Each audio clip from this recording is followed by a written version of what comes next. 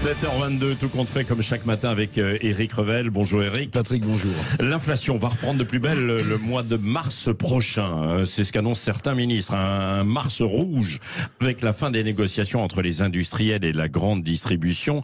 Il y a urgence. Mais dites-moi, où en est-on du panier anti-inflation qui était suggéré par le gouvernement?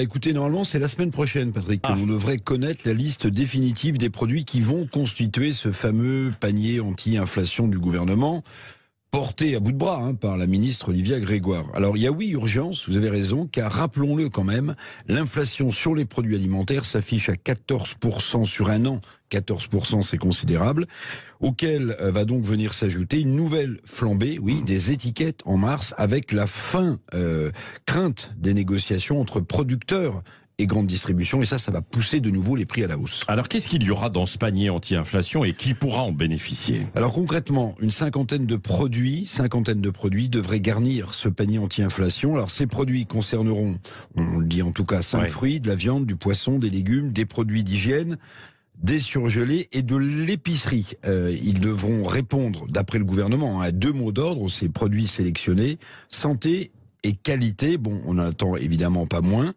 Chaque enseigne, écoutez bien, sera libre du choix de ses produits et de ses prix. Ce panier anti-inflation ne sera pas conditionné à un niveau de revenu, c'est important.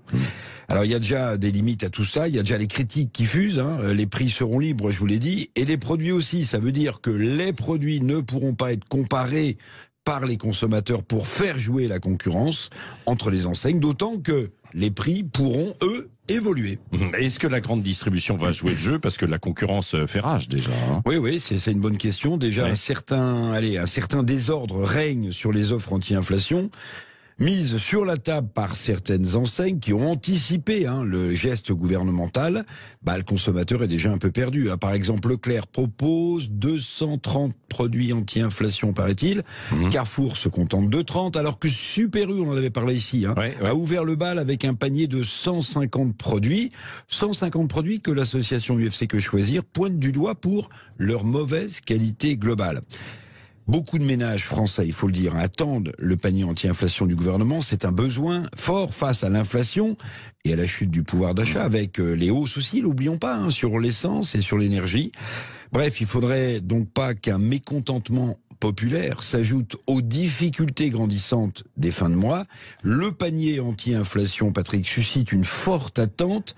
Attention au gouvernement à ne pas décevoir en cette période de crise sociale et de mobilisation contre la réforme des retraites. Merci, tout compte fait chaque matin avec Éric Revel.